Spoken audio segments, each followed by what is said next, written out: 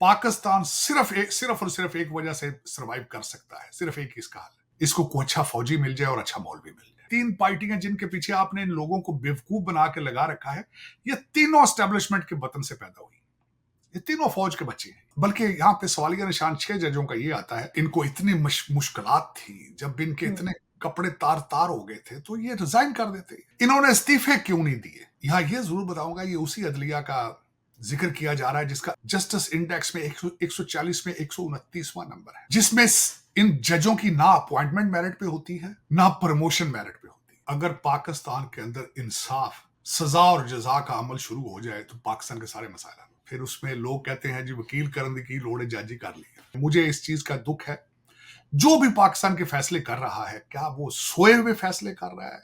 उसकी आंखें बंद और कान बंद हैं उसके, वो देख नहीं रहा ये क्या हो रहा है इस कंट्री के साथ। 250 मिलियन लोग जो इस वक्त उस कैंप के अंदर फंसे हैं, उस कंट्री के अंदर इस वक्त लाचार फंसे हैं, बेबस हैं। फिर भुट्टो को जिन जजों ने फांसियां दी थी उनका भी हिसाब करना चाहिए। फिर जिन जजों ने मिलके नवाज शरीफ को डिपोर्ट किया, उससे हुकूमत छीनी, उनका हिसाब भी करना चाहिए। ये पसंदीदा जज, पसंदीदा जर्नैलों की स्टोरी फिर इसमें इस तरह ना करें। एक पार्टी मुर्शद, मैं उसको पार्टी नहीं कहूंगा, वो एक मजहबी फिरका बन चुकी है कि वो कहते हैं हमारी मर्जी का जज ना हो तो हमें पसंद नहीं है, हमारी मर्जी का जर्नैल ना हो तो हमें पसंद नहीं। तो ये मजाक है, इससे अलावा कुछ भी नहीं है। पहले तो आपने मुहाजिरों से धोखा किया, फिर आपने यहां हिंदुओं और सिखों से धोखा किया, जिनको निकाला यहां से कि हम पाकिस्तान बनाएंगे, लेकिन आपने पाकिस्तान बनाई नहीं। लेकिन शाज़िया इंसाफ अब अमेरिका में भी नहीं है, जो यहाँ जमहूरियत यहां भी नहीं है, इंसाफ भी नहीं है, अदालतें यहां भी नहीं है। ये एक इंटरनेशनल फिनोमेना है, पाकिस्तान का अलमिया नहीं। आपने तो कंट्री नहीं बनाया ना, आपने तो जमहूरियत का सफर शुरू ही नहीं किया। आप तो एक गैरिजन स्टेट है, कभी इनको भारत से डराना है, कभी इनको इधर से डराना है, उधर से डराना है। 7 लाख की फौज है, उसका बजट बनाना है। पाकिस्तान के अंदर क्या होगा? बजट आपका बनाएगा आईएमएफ, और आपके गुर्दे निकालेंगे और आपकी चीखें मास्को, लंदन और वॉशिंगटन डीसी में सुनी जाएंगी। भारत को तैयार कर रहे थे कि वो चाइना के गले पड़ जाएगा लद्दाख में जाके, लेकिन भारत ने, they are smart people, economy 8.4% पे जा रही है और उन्होंने इसकी जरूरत नहीं समझी। वैसे भी डॉक्टर जयशंकर रीजनल ऑटोनॉमी की इंडिपेंडेंट फॉरेन पॉलिसी रीजन के अंदर वो चाहते हैं, बल्कि जो ही उनके साथ उनके रिलेशनशिप थोड़े खराब होते गए तो फौरन मॉस्को चले गए। एक ऑक्सफोर्ड ग्रेजुएट मुर्शद था जिसकी ख्वाहिश थी कि मुझे कॉल आए अमेरिका से, वो इसी ख्वाहिश को साथ लेकर जेल में चला गया।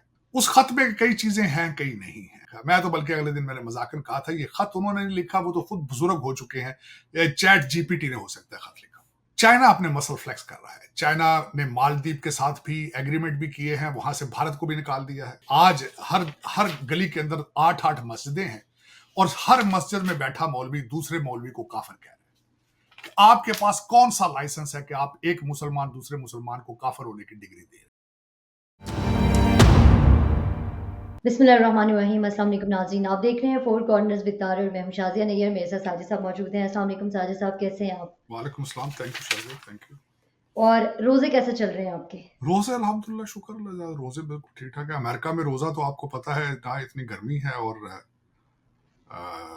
बस रोजे बड़े जबरदस्त हैं। लेकिन ये कि रोजों के अंदर भी हमारे मुस्लिम दुनिया के ऊपर कई 32,000 लोग जो हैं वो गाजा में मारे जा चुके हैं, और रमजान के अंदर भी चीजें रुक नहीं रही हैं। बिल्कुल अमेरिका पैसा भी दे रहा है, असला भी दे रहा है और शर्मिंदा भी नहीं है, और इनके कहने से इजराइल रुक भी नहीं रहा है। और मुस्लिम दुनिया जो है 2 बिलियन के करीब खामोश मुसलमान, तमाशाई है। 2 बिलियन के करीब मुसलमान है, किसी के सिर पे कोई असर नहीं। सर साहब, आज के प्रोग्राम में हम बात करेंगे 6 जजेस का जो लिखा गया ख़त है उसके हवाले से, इसके साथ हम बात करेंगे।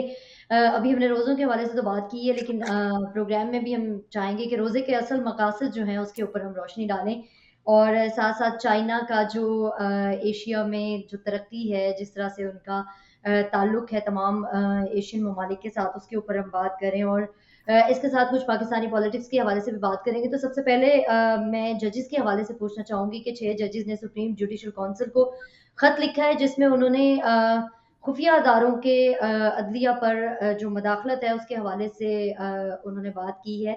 तो आप इस बारे में क्या कहेंगे? शाज़िया, पाकिस्तान के अंदर मज़ीद प्रॉब्लम से एक बड़ा प्रॉब्लम, हर जो भी प्रॉब्लम आता है लगता है इससे बड़ा पहले प्रॉब्लम नहीं आया। हुँ, पिछले 2 हफ्तों के अंदर 3-4 स्कैंडल आए हैं जिनमें, और लेकिन ये कि मेरे ख़्याल में शायद ये पाकिस्तान की किस्मत ही ऐसी है। पहले एचिसन कॉलेज का स्कैंडल एक आया जिसने पाकिस्तान के सीएसएस अफसरान और जो ब्रिटिश एजेंट और ज़िम्मेदार और वो ब्रिटिश एजेंटों का जो कॉलेज है, माइकल थॉम्पसन उसके ऑस्ट्रेलियन प्रिंसिपल थे, उन्होंने कौम के सामने सारा कुछ उनके कपड़े उतारे, लेकिन कोई शर्म नहीं है। अब 6 जजेस ने लेटर लिखा है, उस पे कई सवालात आए हैं। लगता था ये दुनिया का, पाकिस्तान की क्राइसिस, जुडिशरी का सबसे बड़ा क्राइसिस होगा, लेकिन मुझे नहीं उम्मीद ये ज्यादा क्राइसिस होगा। सवाल का निशान ये है कि इन्होंने जितने ये वाकयात इसके अंदर लिखे कि हमारी वीडियो बनाई गई, मेरे साले को पकड़ के ले गए, ये हो गया वो हो गया। शौकत सदीकी साहब ने इससे पहले इसी तरह का एक पब्लिक सारा नाम ले लेके कहा था, तो उसका क्या हुआ था? कुछ नहीं हुआ। बल्कि यहाँ पे सवालिया निशान 6 जजों का ये आता है कि ये जितने वाकयात इन्होंने लिखे हैं ये फारूक बंदयाल साहब के पीरियड के थे। बंदयाल साहब जब चीफ जस्टिस, इन्होंने उनको क्यों नहीं बताया? इन्होंने इस्तीफे क्यों नहीं दिए जब इनके इनके इनको इतनी मुश्किलात थी, जब इनके हुँ, इतने कपड़े तार तार हो गए थे, तो ये रिजाइन कर देते। वो भी नहीं किया गया। फिर टाइमिंग बड़ी अजीब सी थी। टाइमिंग उससे एक दिन पहले हमारी मैडम पीरनी ने 3 फौजी अफसरान के नाम लेकर उनको चैलेंज किया। उसके बाद ये चैलेंज हो गया। फिर उसके बाद तसद्दुक जिलानी साहब का नाम आया, उसको मुस्तरद कर दिया गया। फिर 7 जजों का एक बेंच बन गया।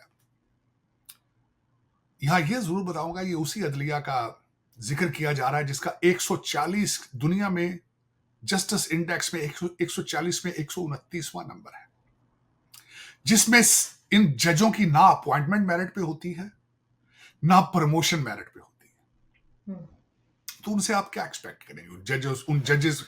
और दूसरा, इस वक्त एक जो जज नकवी साहब हैं उनके बारे में, उनकी प्रॉपर्टी, उनके बच्चों का जो, वो भी वकील हैं। और दूसरा, इस वक्त भी सुना है कोई जज हैं, इन 6 जजों में से एक जज हैं जिनकी भाइयों की हाउसिंग सोसाइटी है, और उसके पास एनओसी मौजूद नहीं है, और ये मुसलसल वो जज साहब उस हाउसिंग सोसाइटी को प्रोटेक्ट करते हैं।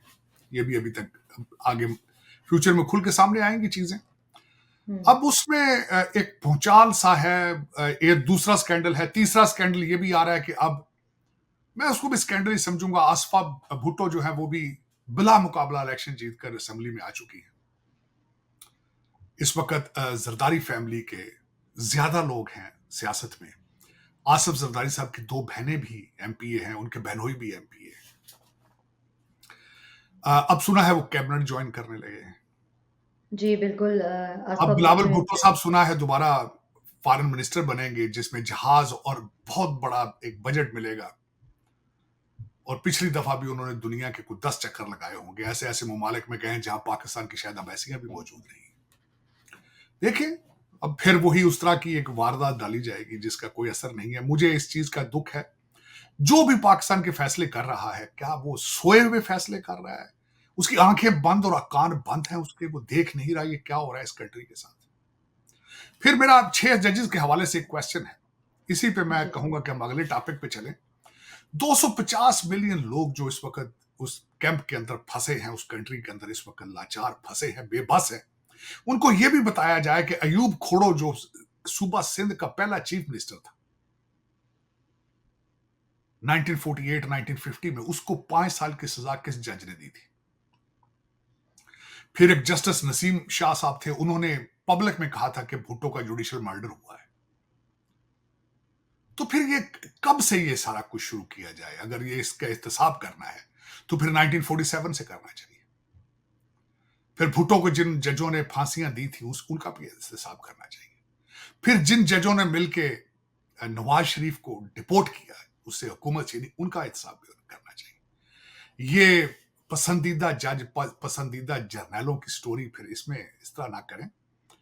आपकी मर्जी। आप इस वक्त एक पार्टी मुर्शद, मैं उसको पार्टी नहीं कहूंगा, वो एक सियासी पार्टी नहीं है, वो एक मजहबी फिरका बन चुकी है। वो कहते हैं कि अगर खेल में हम ना जीतें तो ये खेल नहीं है, ये धांधली है।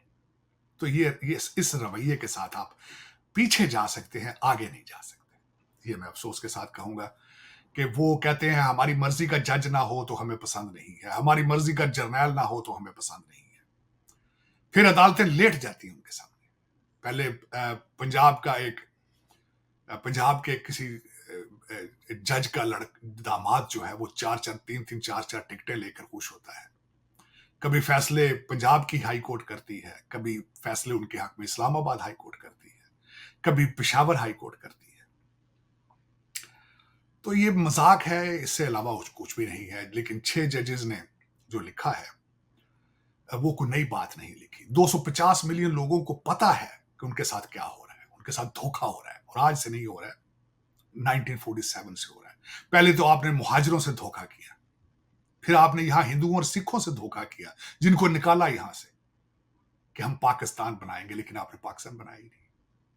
तो आप एक खून की होली खेली आपने, लाखों करोड़ों लोगों को मारा, जलील किया कि पाकिस्तान बनाएंगे, आओ तुम्हें इस्लाम दें, आओ तुम्हें ये करें, आओ चले, मर्जी है आपकी। लेकिन इसका भी कुछ नहीं होगा, मेरे ख्याल में कुछ नहीं होगा। उसकी वजह यह है, इस हमाम में सारे नंगे हैं, इस हमाम के अंदर कपड़े किसी के नहीं है।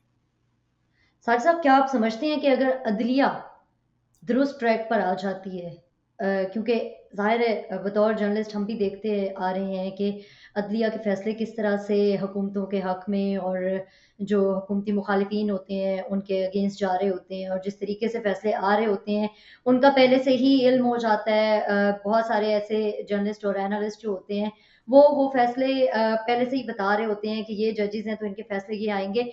मतलब अगर अदलिया अपने ट्रैक पर आ जाती है, जिस तरह के अदलिया को होना चाहिए, जो कि अफ़सोस के तौर पर पाकिस्तान में नहीं है, तो आप क्या समझते हैं कि पाकिस्तान के कितने फ़ीसद मसाइल हल हो सकते हैं?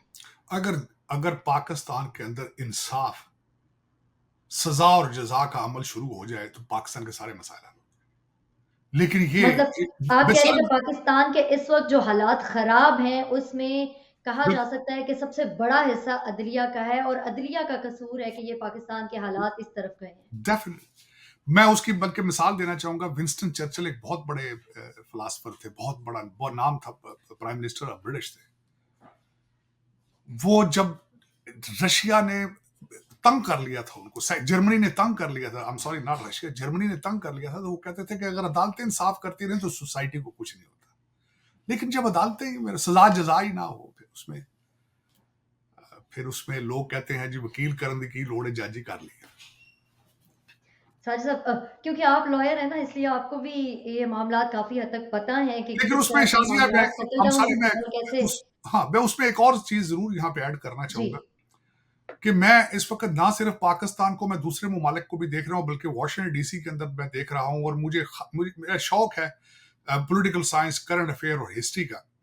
जी। इस वक्त सिर्फ पाकिस्तान की अदालतें, तो उनका तो बहुत बुरी हालत है ना, 140 में 129वां नंबर होना बहुत बुरी हालत होती। लेकिन इस उनकी वक्त काफ़ी जस्टिस, पुरानी रेटिंग है, नई रेटिंग अभी आने वाली है। वो इससे बुरी होगी, अच्छी क्या होगी। लेकिन शाज़िया इंसाफ अब अमेरिका में भी नहीं है, जो यहाँ जमहूरियत यहाँ भी नहीं है, इंसाफ भी नहीं है, अदालतें यहाँ भी नहीं है। ये एक इंटरनेशनल फिनोमेना है कि करप्शन बढ़ती जा रही है, अथॉरिटेरियनिज्म बढ़ रहा है, पॉपुलरिज्म बढ़ रहा है, जमहूरियत खत्म होती जा रही है, इंसाफ खत्म होता जा रहा है। ये सिर्फ पाकिस्तान का अलमिया नहीं, आपने तो कंट्री नहीं बनाया ना, आपने तो जमहूरियत का सफर शुरू ही नहीं किया। आप तो एक गैरिजन स्टेट है। आपने तो कौम को डरा के हुकूमत करने का एक जो फिलॉसफी आपने वहां अप्लाई की है, कभी इनको भारत से डराना है, कभी इनको इधर से डराना है, उधर से डराना है, 7 लाख की फौज है उसका बजट बनाना है। आप तो इस चीज से निकल ही नहीं सके ना। ये 3 पार्टियां जिनके पीछे आपने इन लोगों को बेवकूफ बना के लगा रखा है, ये तीनों एस्टेब्लिशमेंट के वतन से पैदा हुई। ये तीनों फौज के बच्चे हैं, इनका आप कहते हैं ना फौज, ये तीनों फौज के बच्चे हैं। और इनसे कुछ भी तवक्को नहीं की जा सकती, क्योंकि उसकी वजह, मैं इस चीज पे फर्मली बिलीव करता हूं शाजिया, आज भी पाकिस्तान सिर्फ और सिर्फ एक वजह से सरवाइव कर सकता है, सिर्फ एक इसका हाल है, इसको कोई अच्छा फौजी मिल जाए और अच्छा मौलवी मिल जाए, वो दोनों मिलकर पाकिस्तान को बचा, वरना पॉसिबल नहीं है। क्योंकि पाकिस्तान के अंदर इस वक्त ताकत किसके पास है? वो सिर्फ इन 2 लोगों के पास है। दुनिया मौलाना फजल रहमान से क्यों डरती है? उसकी सबसे बड़ी हथियार उसका मदरसों के बच्चे हैं। अच्छा मौलवी और अच्छा फौजी, और दूसरा तोपें और F-16 और 7 लाख इशारे के सामने कौन चल सकते हैं? वो सिर्फ फौज जर्नैल चला सकते हैं। पाकिस्तान को बचाने के लिए इस वक्त इन दो लोगों की जरूरत, अच्छा मौलवी और अच्छा पाकिस्तानी। अब वो अगर पाकिस्तान की किस्मत में होगा तो पाकिस्तान सर्वाइव कर पाएगा, वरना जिस तरह मैंने बताया था कि अफगानिस्तान की एक अपॉर्चुनिटी आई थी और पाकिस्तानियों ने लंदन और दुबई के अंदर प्रॉपर्टियों की लाइनें लगा दी थी। अब दोबारा उस तरह की अपॉर्चुनिटी आ रही है ताइवान के हवाले से, और भी अपॉर्चुनिटीज हैं। $8 बिलियन में आप देख लें कितने मकान और कितने प्लाजे बनेंगे दुबई और लंदन में। 8 बिलियन आ रहा है आईएमएफ का। लेकिन खालिद साहब, पाकिस्तान के अंदर क्या होगा? बजट आपका बनाएगा आईएमएफ, और आपके गुर्दे निकालेंगे और आपकी चीखें मास्को, लंदन और वॉशिंगटन डीसी में सुनी जाएंगी। साथ-साथ चाइना की तरक्की के हवाले से अगर हम बात कर लें, तो आप भी ज़रा इसके ऊपर रोशनी डालें कि चाइना एशिया में जिस तरह से राइज़िंग पर है और जिस तरह से उसकी तरक्की चल रही है और जिस तरह उसके हमसायों के साथ ताल्लुकात हैं, ज़रा इसके ऊपर बात कीजिएगा। इसके साथ पहले मैं एक रेफरेंस में एक छोटी सी बात ये करना चाहूंगा कि जी, जो बाइडेन साहब ने खत लिखा है शहबाज शरीफ साहब को, ये उसी के साथ रिलेटेड है, चाइना के साथ। जी। एक हिस्टोरिकली 1000 दिन के बाद किसी अमेरिकन प्रेसिडेंट ने पाकिस्तानी प्राइम मिनिस्टर या पाकिस्तान की स्टेट के साथ रब्ता किया है 1000 दिन के बाद। एक ऑक्सफोर्ड ग्रेजुएट मुर्शद था जिसकी ख्वाहिश थी कि मुझे कॉल आए अमेरिका से, वो इसी ख्वाहिश को साथ लेकर जेल में चला गया। आज खत लिखा, शहबाज शरीफ साहब को खत आया। उस खत में कई चीजें हैं, कई नहीं है। उसमें मुबारकबाद नहीं है शहबाज शरीफ साहब के लिए, और इसी तरह का खत उन्होंने बांग्लादेश में लिखा। मैं तो बल्कि अगले दिन मैंने मजाकन कहा था, ये खत उन्होंने नहीं लिखा, वो तो खुद बुजुर्ग हो चुके हैं, चैट जीपीटी ने हो सकता है खत लिखा। लेकिन खत लिखने की वजह क्या है? चाइना अपने मसल फ्लेक्स कर रहा है। चाइना ने मालदीव के साथ भी एग्रीमेंट भी किए हैं, वहां से भारत को भी निकाल दिया है। और उसके बाद इस वक्त श्रीलंका का प्राइम मिनिस्टर जो है वो चाइना के दौरे पर है। नेपाल का फॉरेन मिनिस्टर भी चाइना के दौरे पे है। तो वो जहां जहां उनका हाथ पड़ता है वो करप्शन के जरिए पैसा फेंकते हैं, हाई इंटरेस्ट पे पैसा फेंकते हैं और कौम के गुर्दे लिखवा लेते हैं। जिस तरह उन्होंने आपको सी पैक के हवाले से पैसे दिए और आपने पापा जान सारी के सारे ही फ्रेंचाइज खरीद ली, सारी सारी कंपनी खरीद ली ऑलमोस्ट। 150-200 पिज्जा है, फिर उसके बाद शॉपिंग प्लाजे हैं अमेरिका के अंदर, और किसी की जुरत नहीं है कि पूछ लें कि वो भी बंदा कौन है, किधर गया है, वो सी पैक के सारे पैसे लेके किधर गया। मजाल है कि उनका नाम ले। लेकिन बिल्कुल उसी तरीके से चाइना ने पैसे फेंक रहा है इस वक्त मालदीव पे, नेपाल में और श्रीलंका में। दूसरा, इस वक्त अफगानिस्तान का खौफ है। अफगानिस्तान से भी अमेरिका डर रहा है, अपनी गलतियों पर पछता रहा है। इन सारे सर्कमस्टांसेस में जो चाइना मसल फ्लेक्स करता है, अफगानिस्तान का खौफ बढ़ता है, ईरान का खौफ बढ़ता है, तो अमेरिका को आप याद आ जाते हैं। और आपको पैसों की जरूरत है, उन्हें अड्डे चाहिए, आपको लंदन और दुबई चाहिए। तो फिर आपका खेल दोबारा शुरू हो जाता है। वही शुरू हो चुका है ऑलमोस्ट। आपको पैसे भी मिल रहे हैं। औरंगजेब साहब जो हैं वो वॉशिंगटन डीसी आने की तैयारियां कर रहे हैं। आपके गुर्दों की कीमतें लगनी शुरू हो जाएंगी। गुर्दे आप देंगे, प्रॉपर्टियां ली जाएंगी लंदन और दुबई के अंदर। सर साहब, रोज़े के हवाले से अगर हम बात करें, बल्कि इससे पहले अगर अमेरिका की बात आ ही गई है, तो वार्निंग जो अमेरिकन एम्बेसडर के हवाले से है इंडिया में, वो आप उसके ऊपर क्या बात करना चाहेंगे? देखिए, अमेरिका अमेरिका इस वक्त चाहता क्या था? अमेरिका चाहता था कि उनकी जंगें दूसरे ममालिक, दूसरे लोग लड़ें। हुँ, हुँ। रशिया की जंग, रशिया से वो खुद नहीं लड़ सकते थे, तो यूक्रेन को पैसे भी देते रहे, असला भी देते रहे, और उसके अंदर पैसा खुद खाते भी रहे जंग से। इस वक्त जंगें जो है वो करप्शन का सबसे बड़ा सोर्स जंगें हैं। लेकिन वो यूक्रेन को कहते हैं कि रशिया के गले पड़ जाओ। भारत को तैयार कर रहे थे कि वो चाइना के गले पड़ जाए लद्दाख में जाके। लेकिन भारत ने, they are smart people, economy 8.4% पे जा रही है और उन्होंने इसकी जरूरत नहीं समझी। वैसे भी डॉक्टर जयशंकर रीजनल ऑटोनॉमी की इंडिपेंडेंट फॉरेन पॉलिसी रीजन के अंदर वो चाहते हैं। बल्कि जो ही उनके साथ उनके रिलेशनशिप थोड़े खराब होते गए तो फौरन मास्को चले गए।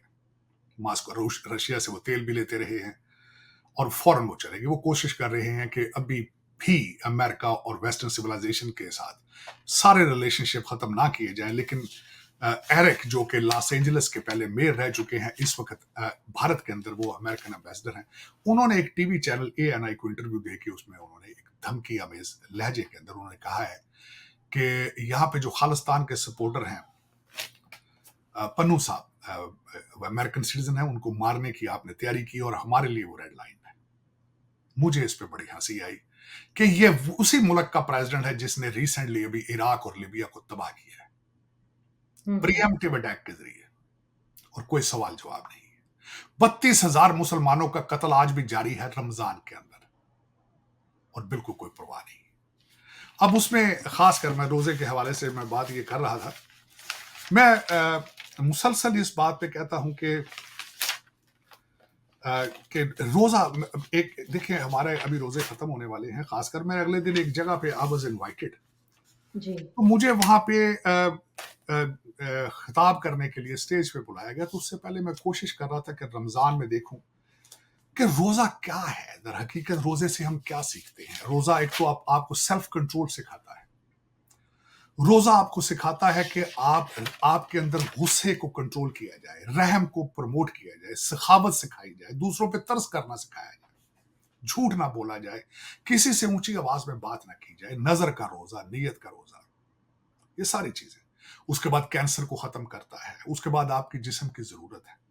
लेकिन जूं जूं है इसमें मैं रिसर्च करता गया, जो मुझे एक उसमें से अमेजिंग चीजें नजर आई, जो कि पहले मैं खुद नजरअंदाज करता रहा हूं, कि सिर्फ रोजा सिर्फ इस मुसलमान ही नहीं रखते, रोजे क्रिश्चियन भी रखते हैं, रोजे बुद्धिज्म में भी बताए जाते हैं, जैनिज्म में भी हैं, हिंदुइज्म में भी हैं।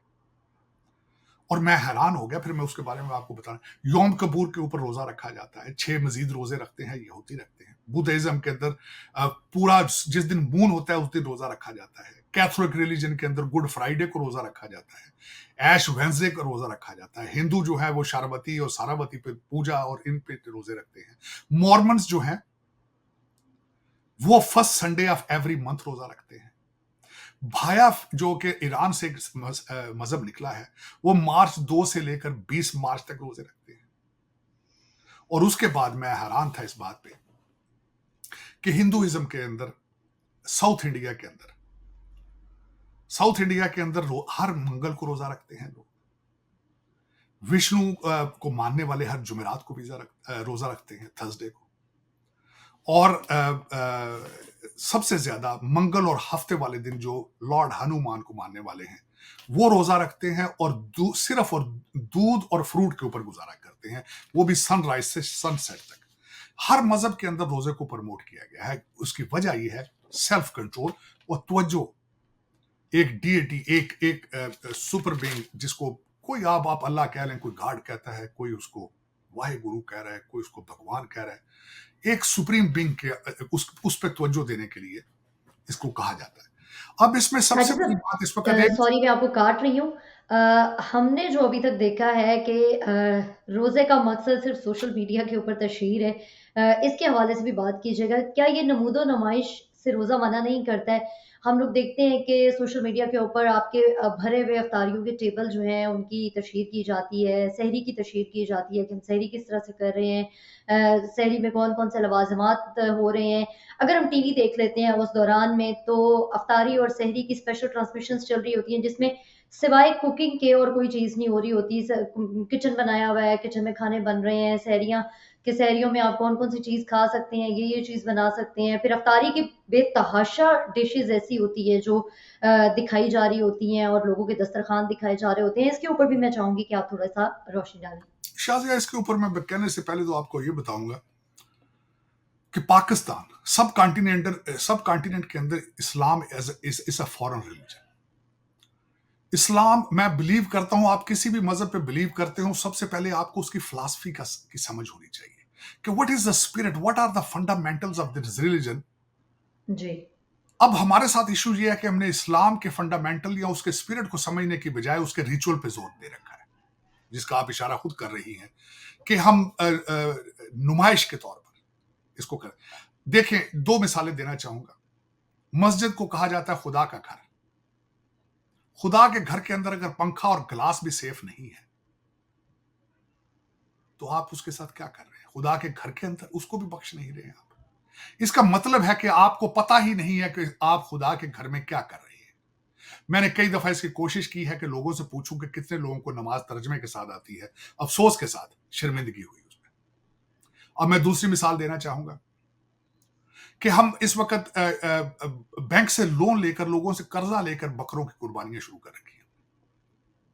मेरे वाले साहब जो कि 1950s में लॉ स्कूल गए थे, जब से ईदी ट्रस्ट बना था, उन्होंने उसके बाद कुर्बानी करनी छोड़ दी थी।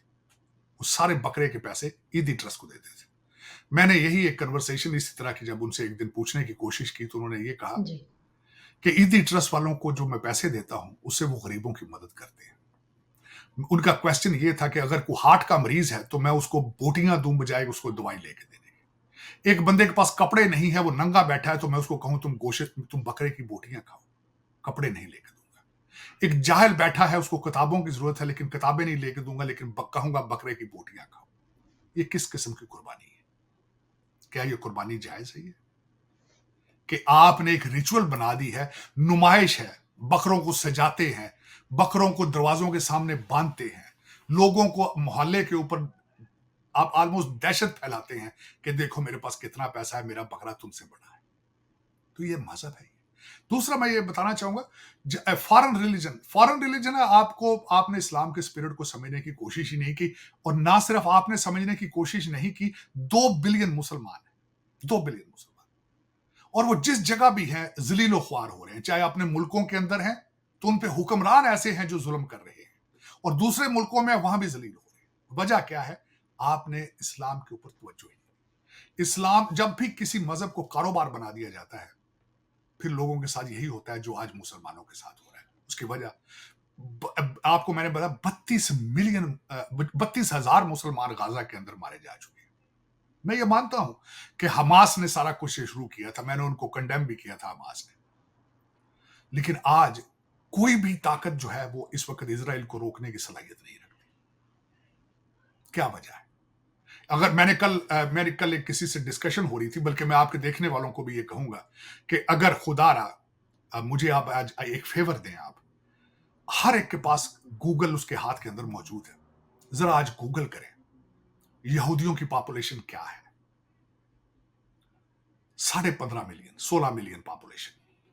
अब ये गूगल करके देखेंगे यहूदियों के पास नोबेल प्राइज कितने हैं, 200 से ज्यादा। गूगल करें मुसलमानों की पॉपुलेशन कितनी है, 2 बिलियन। उनके पास नोबेल प्राइज कितने हैं, 15। तो फिर आप ये अंदाजा लगा लें कि आपकी दुनिया के अंदर क्या पोजीशनिंग है।